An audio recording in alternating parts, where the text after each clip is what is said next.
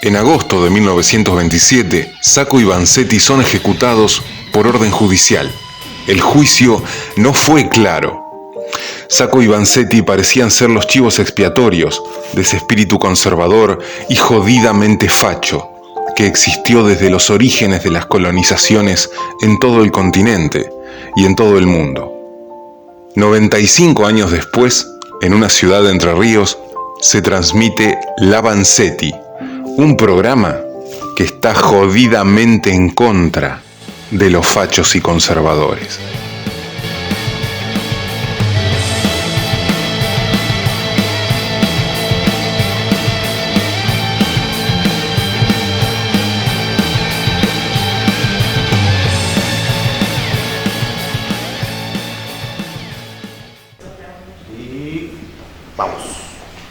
Bueno, retomando nuestras charlas de La Vanzetti en la Helio Ortiz Digital, de manera totalmente anárquica, porque la verdad, pobre Facu, resuelva conmigo porque salimos cuando quiero, cuando se me antoja, y somos anarquistas acá, ¿viste? Cuando se nos cruza una idea, vamos. Yo creo que conservador, Elizalde, teníamos esta entrevista pendiente porque yo hace un tiempo se lo había planteado a partir de que le dije cuando visitara Gualeguay, y él tuvo la amabilidad de invitarnos a Galarza a venir a hacer esta nota y recorrer la ciudad y conociendo. Después ustedes van a ver un especial que tiene que ver con Galarza, algunos espacios que se han inaugurado que hablan de la importancia del crecimiento de la ciudad, no solamente en lo económico, que uno muchas veces lo ve, y en lo estructural, sino también en lo cultural. Así que bueno, darle la bienvenida a la Helio Ortiz Digital, a Salvador primero, y a la Vanzetti en especial, darle la bienvenida a una persona que yo en lo personal, si tuviera que describirlo, lo describiría como un trabajador de la cultura. Después tenía una cantidad de títulos que tendríamos que ir desarrollándolo y antecedentes, que sería larguísimo, pero de a poco lo vamos descubriendo. Pero para mí es un laburante de la cultura, que eso habla mucho de él, sobre todo. Así que primero la bienvenida y el agradecimiento por el espacio y por el tiempo. Bueno, muy contento de que estemos acá en Galarza. Tengo que mirar esa cámara. Sí, no hace falta. No hace falta. Primero agradecerles que se hayan tomado este tiempo para venir a Galarza, para mostrar nuestra localidad, nuestra comarca, y que estamos inscritos en el departamento de Gualeguay, con toda nuestra buena relación con el departamento de Gualeguay y con lo institucional de lo que significa la jefatura departamental, pero que Galarza tiene una identidad particular y por lo tanto, bueno, desarrolló diferente también, quizás con una idiosincrasia diferente. Primero agradecer por el nombre de esta productora digital, Juan L. Ortiz. Sí, exactamente. La Ortiz. Claro, La Ortiz. Es un homenaje a Juan L. ¿Por qué? Porque uno lo respeta. Yo, mi conocimiento de Juan L., yo siempre digo, y yo siempre lo aclaro, no empezó siendo literario, sino empezó siendo político, porque yo he sido militante del Partido Comunista desde los 15 años. Y después me he alejado, pero lo he sido, y siempre fue un referente político. Primero Juan L., después empecé a tratar de aprender a leerlo. Y yo creo que Juan L. Es una persona muy valiosa que sigue estando presente en su manera de comportarse y vivir la vida, más allá de lo que lo podamos leer o no, porque leerlo a Juan L. a mí me resulta re difícil, tengo que estar re bien enfocado para poderlo leer. Bueno, Juan L. tiene esa particularidad que no escribió sobre lo urbano. Él escribió sobre, digamos, las zonas inundables y los habitantes de las zonas inundables de los alrededores del Gualeguay en un tiempo muy extenso. Él, que viene de la zona de Villaguay, nacido en Villaguay, criado en esos lugares y bueno, aprendiz de lo campero y de lo cercano al río, viene y está y profundiza en un aspecto muy distinto de lo que en general realizan los escritores cuando tratan de armar ficción o de relatar el mundo de la realidad. Ortiz ingresa en una faceta que es la transparencia del reconocimiento de la historia del ser humano dentro del universo. Y yo quisiera pedir a alguien que tenga la posibilidad de que tengamos la honra de recuperar la casa de Ortiz en Puerto Ruiz, que sería un excelente centro cultural. No sé la historia, más allá de las plaquetas no hay otra cosa, y desconozco absolutamente todo. Creo que él se lo tiene merecido, y creo que nuestra sociedad también se merece un lugar especial para Juan Laureano. Sí, aparte yo creo que esta crítica va históricamente para todos los que han pasado en el área de cultura de Gualeguay, porque nunca hubo una decisión real de recuperar los espacios que tienen que ver con Juan L., siendo una persona que no tomamos dimensión de la importancia que tiene a nivel nacional e internacional, que en realidad nosotros hayamos dejado de lado esa casa de Puerto, hayamos dejado de lado la casa en la que estuvo ahí viviendo cerca del parque, que está transformada en una despensa. Entonces, siento que en otros lugares se le da esa importancia, la trascendencia que permite que eso se pueda transformar en un bien cultural, esos espacios. Y yo creo que hacerlo más real y más palpable a Juan L. Hoy en día es como Juan L. es una imagen solamente, vacía de contenido. Y muchos lo nombran. Bueno. Muchos los nombran y viven de Juan L. Gracias a Juan L. lo nombran, y yo no sé en realidad, porque yo siempre digo, trato de que la gente que lo ha leído Juan L. le dé un consejo a aquel que habita Gualeguay que se acerque a la obra de Juan L. y cómo hacerlo. Por ejemplo, si vos me tuvieras que decir a mí o a alguien que no ha leído nunca Juan L. en Gualeguay, ¿qué le dirías? ¿Cómo lo aconsejarías? ¿Qué dirías? Empezar por acá. A todas las personas que de alguna manera tienen una cercanía con el río, y hay una imagen permanente de quienes reconocemos el río, los habitantes de la costa, con la mirada en los habitantes de la costa, y acercarse a los poemas de Juan L. Ortiz, o cuando vas a comprar un pescado o cuando vas a pescar, acércate a un poema y vas a revivir de alguna manera esa capacidad de conectar lo lírico o lo poético a través del mundo real, pero traspasado por esa transparencia que él plantea en sus textos. Exactamente. Y aparte yo creo que vivimos igual en Gualeguay de espaldas al río. Bueno, como pasa muchas veces con las ciudades costeras, muchas de estas ciudades costeras se vive de espaldas al río. Pero bueno, ustedes han recuperado parte de la costanera. Pero yo creo que ahí es una materia pendiente, y como vos decís, recuperar ese espacio del puerto y del panel, me parece que tiene que ser una prioridad. Tendría que ser un lugar especial el Puerto Ruiz. Exactamente. Así que bueno. Bueno, sigamos con literatura. Sigamos con literatura. Vos estudiaste en Gualeguay, ¿viviste acá en Galarza en un comienzo? No, yo tengo una historia personal de estudio muy particular. Ajá. Yo estudié en la localidad de Caseros, cerca del Palacio Urquiza, estudié en Gualeguaychú, hice mi primaria, terminé mi primaria en Paraná y parte de mi secundaria en Paraná, entre los clérigos, y después mi cuarto año en la normal de Gualeguay y el quinto año en la normal de Concordia.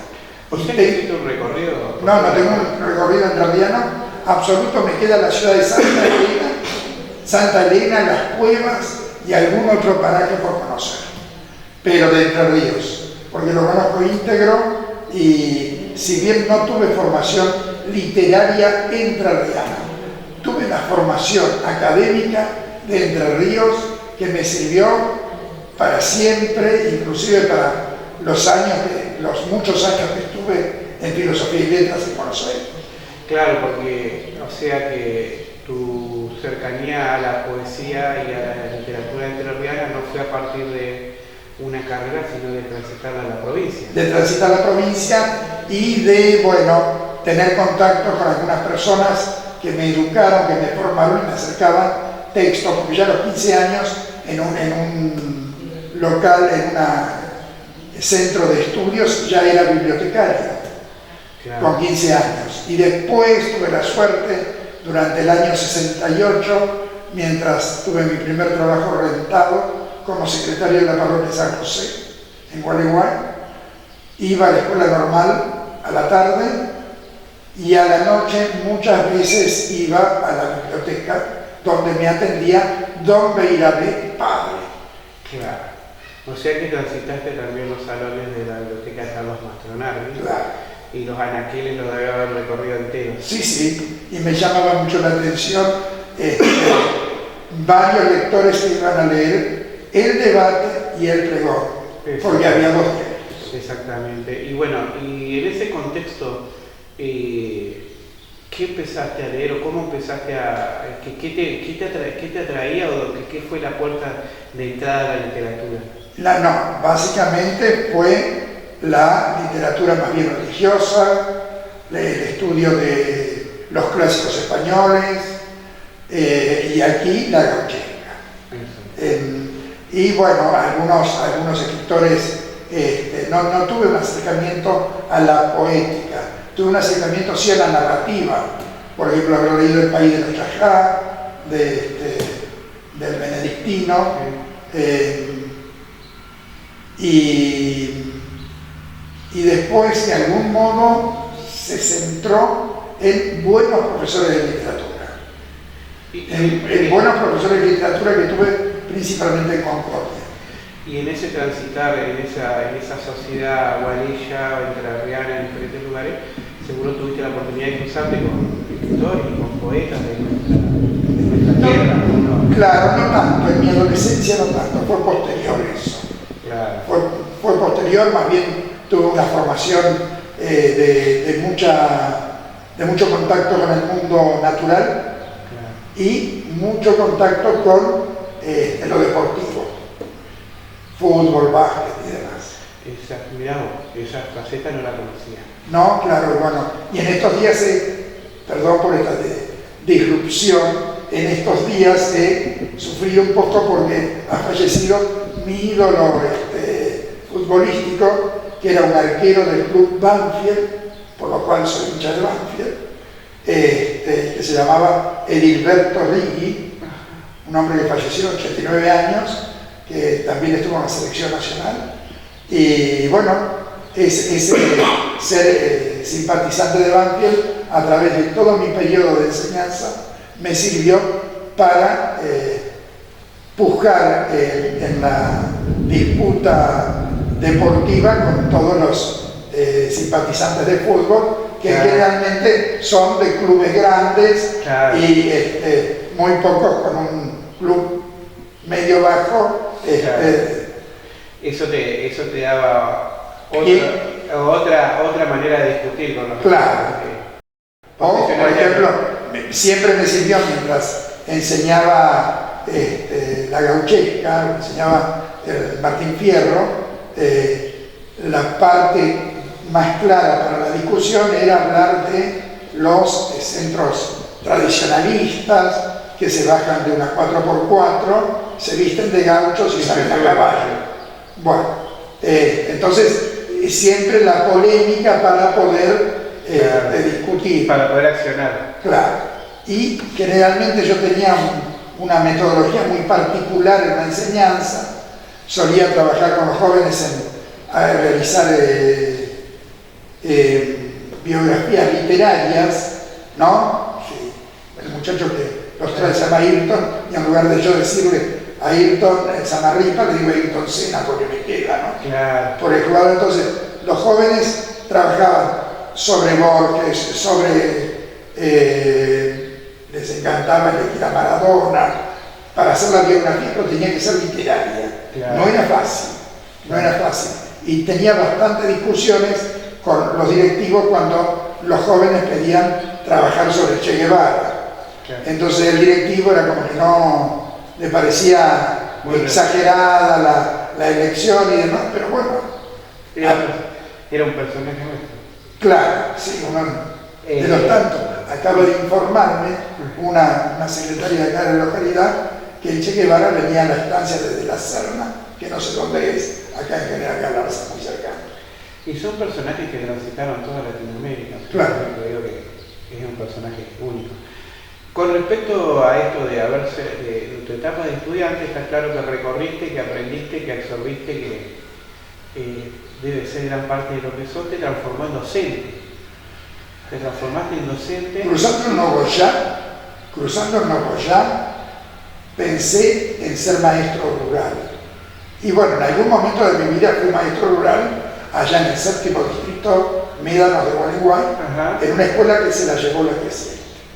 La escuela Los Hernández, en una creciente se la llevó. Fue una muy buena experiencia trabajar en los campos bajos.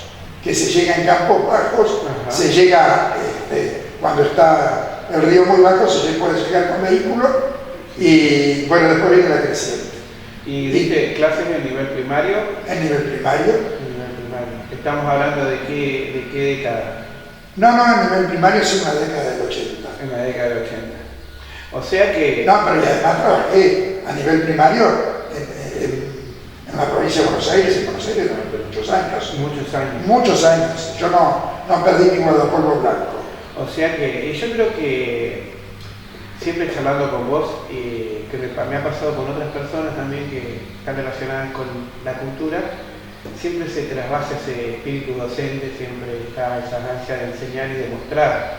Porque yo creo que lo que pasa con vos pasa con muchos otros que no se guardan lo que saben y a mí me encanta eso. Eso es claro. ¿Por qué? Porque hay muchos que no todas veces comparten lo que saben o lo que han aprendido o no le hacen fáciles las cosas a quienes vienen atrás. Claro. Eso me lo decía María Esther de Miguel, con la cual tuve una buena relación, y me comentaba que yo tenía mucha suerte de estar en contacto con los jóvenes para poder transmitir, que para un escritor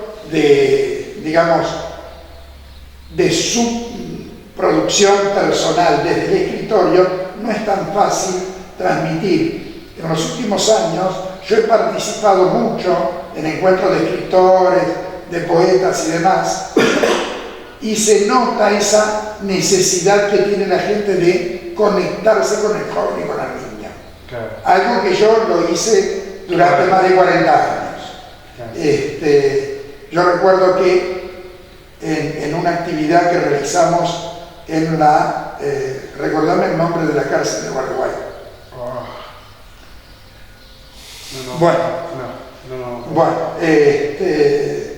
No me va a salir. Realizamos un trabajo con los presos, con dos señoras de acá de Galarza. Ellas estuvieron más tiempo y bueno, yo después participé. Y llevé todo el material con mis alumnos en Buenos Aires y trabajamos sobre eso y lo publicamos en el Tren Zonal. Bien, este fue el producto. Unidad penal número 7. Unidad penal número 7. Casiano Calderón. Ahí está. Y esta fue el producto final. El producto final de las personas. Cuando la libertad se hace tinta. De las personas privadas de su libertad. Y es un trabajo muy, muy lindo que hicieron estas dos señoras que se llaman Saralía Pita y Celia Vega. Y yo participé y bueno, los jóvenes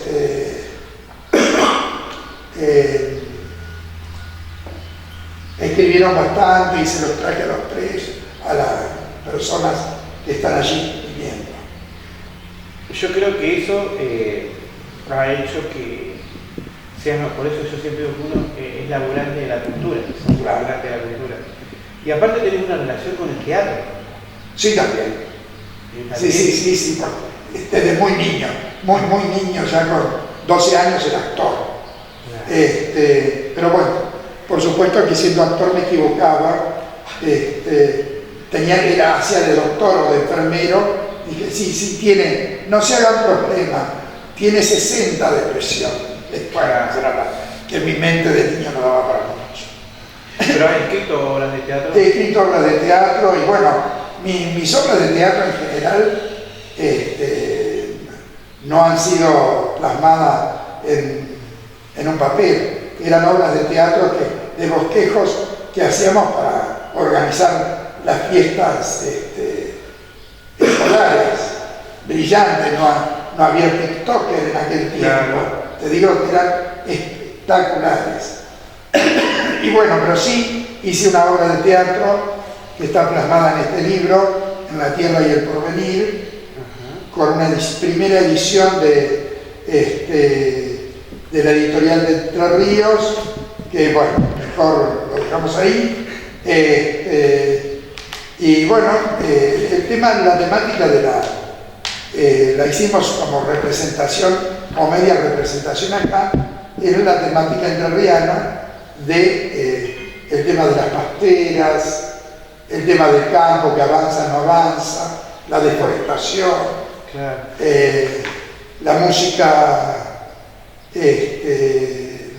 nuestra, las polcas, las chamarritas centradas en una estación de servicio donde se encontraban las maestras para hacer dedo y demás, muy común dentro del plano entrerriano.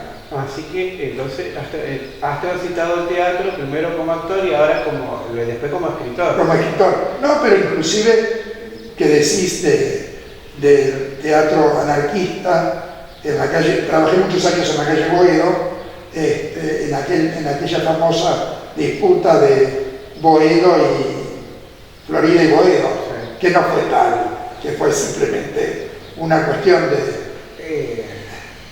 publicidad. No sé, de publicitarse, sí, un enfrentamiento. De hacerse conocer, ¿no? La revista Claridad de Boedo. Claro. Y ahí también hice una obra de teatro, teníamos público, pero bueno, son obras de teatro no profesionales, ¿no? Ahora nos debemos, las sociedades como la nuestra, van la mano más con el teatro, ¿no es cierto? Local. Bueno, el teatro local el teatro local habla de nosotros. Claro, bueno, yo recién estaba viendo en ese espacio que está en el 25 de mayo. Sí, 9 de marzo. Sí, hay como 4 propuestas, sí, muy buenas. Yo he ido varias veces a ver teatro a Uruguay, pero nosotros también tenemos buen teatro acá en Galarza. Ha venido mucho Nazareno Molina, y las chicas ahora se están organizando y están dando, a través de la escuela municipal, están dando teatro. Vamos a hacer un pequeño corte y ya continuamos con la charla. Nosotros entonces hemos ido charlando de lo que fue tu infancia, tu formación, tu carrera docente, que ya sos jubilado, ¿no es cierto? Sí. Ya estás jubilado. ¿Dónde terminaste tu carrera docente o dónde? Terminé jubilándome, digamos, a nivel nacional en la ciudad de Buenos Aires. Trabajaba en un colegio de muchos años que se llama Colegio del Salvador. Y en otros colegios privados y en una escuela primaria, y tenía como actividad, teníamos una cooperativa de profesores que tuvo un origen muy particular en los años 45, 50, más cercano al socialismo, la cooperativa, y una cooperativa donde incluíamos secundaria nocturna, donde incluíamos a jóvenes del barrio, estaban en el barrio de Almagro, pero también incluíamos a estudiantes que eran jugadores de fútbol y muchas veces a jóvenes que salían de la cárcel. Los integrábamos, una cooperativa de trabajo donde, tuvimos épocas de buena cantidad de alumnos y otras de no tanto, y entonces a veces teníamos que dejar parte de nuestro sueldo en el mundo de la cooperativa. Ahora, en la actualidad, nosotros según estadísticas de que han salido acá en el propio Entre Ríos, tenemos que muy pocos chicos logran finalizar el nivel medio de manera regular, que es un problema. Ni hablemos de la deserción escolar, ni profundicemos la cuestión de la calidad educativa, que podemos compararla con lo que veamos nosotros, yo teniendo 47 años, y me imagino vos, si no el nivel con el que se reciben los chicos, por ahí reciben muchas críticas. Ahora, está claro que está en crisis la educación porque los resultados así lo muestran, ¿no es cierto? Está en crisis la educación. Ahora, vos como alumno, como docente, como trabajador de la cultura, ¿en dónde pensás que hay que empezar a trabajar para que eso se fortalezca o para que realmente podamos pensar un sistema educativo que sea para todos y que por lo menos, por lo pronto, venga a subsanar los problemas que hay en la actualidad? Bueno, yo creo básicamente que la formación, tenemos que pensar en la enseñanza como contenido, sí, darle un marco más realista y, por otro lado, ver que a su vez lo que sea enseñanza tiene que ir acompañado de la formación. Que hay intenciones, veo yo, que suele haber intenciones. Vengo de una ciudad, de un encuentro de literatura en una ciudad en el norte de la provincia de Córdoba, en una ciudad que se llama Pequimán, y nos llevaron a conocer un lugar que se llama Viñó, donde funciona un colegio agrotécnico, similar al que tenemos nosotros a la salida de Gualeguay. En ese colegio antes había un centro de estudios para clérigos, para sacerdotes, y hoy se convirtió en un centro de estudios para estudiantes secundarios con orientación agraria. Entonces yo lo felicité al cura que lo decía: mirá, es interesante la formación religiosa y demás, pero creemos que en la Argentina nos conviene tener mucho más gente especializada en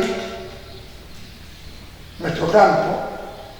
Si hubiera sido en nuestra época, en nuestra metalurgia, o si estuviéramos en zonas cercanas a los barcos, en lo naviero, digamos, creo yo que tenemos que apuntar aquello que tuvimos en algún tiempo, que era estudiar en la escuela normal o estudiar en el bachiller, porque después vas a ser arquitecto o vas a ser abogado, ¿no? Donde digo que la formación tiene que estar más ligada a las necesidades reales de una sociedad que avanza. Nosotros tuvimos un historial en la ciudad de Gualeguay con una escuela técnica espectacular en otros tiempos, y que esperemos que en el hoy se vuelva a retomar esa actividad del taller, etc. Creo que parte por ahí, digamos, más allá de todo lo que significa la educación básica primaria, que es la escuela primaria, el jardín de infantes y demás, ¿no? Nosotros seguimos manteniendo aún la escuela primaria como un centro quizás de los mejores de contención del niño. En distintos lugares, porque hay zonas barriales, tiene que ver con otra problemática mucho más profunda, que es en el desarrollo de la sociedad, ¿no? De cómo está organizada la sociedad, lo cual va a ser bastante difícil poder centrar y tener, si queremos pensar en una educación sarmientina del siglo XIX, que produjo hasta hace poco tiempo sus beneficios, en el hoy tendría que haber una reformulación muy profunda para que dé esos resultados. Y eso, lamentablemente, en la actualidad no se discute. Es que estamos con otras urgencias, ¿no? Creo. Estamos en otras urgencias. Yo creo que Por ahí, sí. tiene que ver también con eso de las urgencias, hace que no se pueda estar pensando en eso acá en el futuro, sino en ver cómo hemos... Pero yo te voy a decir algo, Carlos. Yo trabajaba a una cuadra de la calle Corrientes y Callao. Y venían los jóvenes estudiosos universitarios y demás, y decían, pero ¿cómo vos podés seguir dando clases si hay una manifestación en la esquina? Entonces yo le contestaba, manifestaciones en la esquina va a haberlo 365 días del año. Claro. El joven tiene que seguir estudiando, claro, porque si no, no se forma. ¿Qué le voy a decir a un papá? ¿Qué le voy a decir a un papá? Mira cuántas personas que caminan mal. Claro. Permití que tu hijo camine bien. Claro. Tenemos que formarlos. No, este historial anárquico que de alguna manera tenemos, en algún momento de la historia lo tenemos que reordenar, porque si no nos salen malas cosas. Si nosotros pensamos en lo literario, ¿qué tomo como temática de lo literario? Mi compromiso con la realidad. ¿Qué tomo como me quedo en la Torre de Babel de Darío? Escribo sobre ficción pura. Uno tiene que permitir que el creador tenga una mirada particular sobre eso. Nosotros que venimos de una localidad como Gualeguay con muchos escritores que tienen una mirada más lírica y otros más realistas. Entonces, uno tiene que permitirle y uno se tiene que explayar. Claro.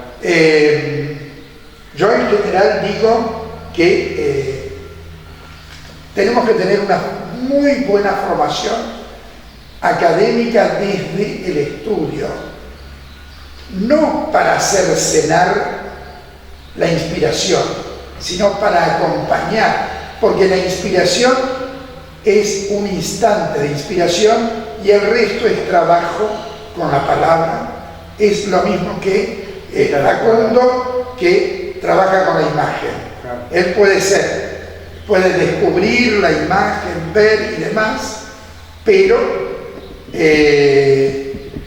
tiene que trabajar como técnico. Lo mismo que pinta un cuadro, sabe lo que tiene que pintar, pero tiene que conocer la teoría del color, de perspectiva, para poder plasmar de manera correcta lo que está queriendo. Exacto. Hacer. Yo te voy a resumir, si querés, con este texto, para que vos veas cómo uno trabaja distintos aspectos. ¿Puedo mirar la cámara? Sí, por supuesto. Esto me lo pidieron para un encuentro en México, y entonces yo lo escribí para nuestra América, que es tan particular, ¿no? Y se llama Armonía Disonante. En esta América herida, aguerrida, arrecia una luz en chispeantes destellos, en ríos de un sol sostenido y de nuestra sangre, transitada en pesares, en siglos dolidos. El peregrinar es hacia ese norte, entristece la esperanza, marcha sin misión, sin brújula, seres no iluminados, crispados. Un pueblo elegido camina sin elección hacia allá, esperando espacios mágicos abiertos, en un muro ridículo, en un mar rojizo, en barcazas, en camiones, en aviones colmados, en aeropuertos de abrazos, en odios generacionales, caos y avance de dolor. Asusta el camino estrecho. Se sortean precipicios y reglamentan las miradas. La llaga de América no hermana, no sana. Espacio de armonía en añoranza. bruma sanadora en espejismos, engañosa aura de santos patronos, extasiados en voces y peregrinar. La llaga fuerte sin tapabocas ni vendas, clama en perfumada angustia de vacío, sin sabios ni yamanes iniciáticos. Llaga en espera que urge, armonía en bosquejo de siluetas, palabras que no llegan, urnas que engañan, ritos en promesas, rezos en alabanzas, oasis de paz en un cosmos en armonía. Los honramos, Vallejos, Parras, Ortiz, voces de Rulfo, Benedetti, Martí, melodías todas en torrentes claros, poetas e intérpretes de siempre, sanándonos con bálsamos, nuestras venas y arterias lesionadas, buscando ríos y mares de purificación. Lagos y glaciares equilibran, las nevadas cumbres descienden, entregando conciencia a sus pueblos, entre selvas, montañas y llanuras, a un ritmo vivaz, sencillos, en aguas pacíficas y nutrientes, para este jardín que fue y será nuestra América. Gracias. La verdad que me encantó eso de los artistas que nos sanan un poquito siempre. Exactamente. Nos curan un poquito. Cada uno llegará a un artista distinto. Exacto. Pero bueno, para mí siempre es enriquecedor charlar con vos. Y bueno, ¿y cómo te ves ahora en estos tiempos? ¿Qué tienes planeado para tu futuro? ¿Qué camino seguís? Bueno, primero, ahora quiero volverme a la escritura otra vez, pero quiero trabajar sobre... me enseñó un poquito María Esther de Miguel, algunas veces que la visitaba ya en la famosa Latera. Ella me decía, estoy leyendo a Plutarco, estoy leyendo a los clásicos italianos de escritura, porque ella trabajaba sobre la novela histórica. Entonces yo tengo que volver a los clásicos, quiero volver a los clásicos, pero para trabajar el teatro griego. Entonces el teatro griego con esa postura de voces, el pueblo que clama, el juez. Claro, Antígona. Exactamente. Y bueno, me quiero establecer en eso. Y por otro lado, siempre participando, bueno, colaborando en el municipio de General Galarza, como siempre, y... ¿Sintiéndote orgulloso? No, estamos orgullosos en Galarza. Sí, me suelen llamar bastante la gente que trabaja bien de cultura de Gualeguay, pero bueno, yo estoy abocado aquí y a veces la edad no siempre me da para andar, pero bueno, suelo seguir. Hay que venir a visitarte. También, gracias. Eso está bueno, cualquier cosa, bueno, poder venir a arrimarse gracias. Y siempre hay algo para aprender con Salvador. Gracias, Carlos. Gracias. Y bueno, y desde ya muchas gracias por su tiempo y como siempre a disposición para cualquier cosa que podamos ser útiles desde el medio. Y gracias, en serio. Bueno, me quedé con el deseo de haber ido, cuando organizaron la Feria del Libro, haber ido a Puerto Ruiz, pero no se dio. No se dio, pero ya se va a dar. Yo creo que todo a su tiempo, yo creo que nos merecemos recuperar ese espacio del Puerto Ruiz y yo creo que tenemos que laburar para eso. Muy bien. Y vamos a laburar para eso. Muchas gracias. A ustedes. Gracias, Facundo. ¿Está bien?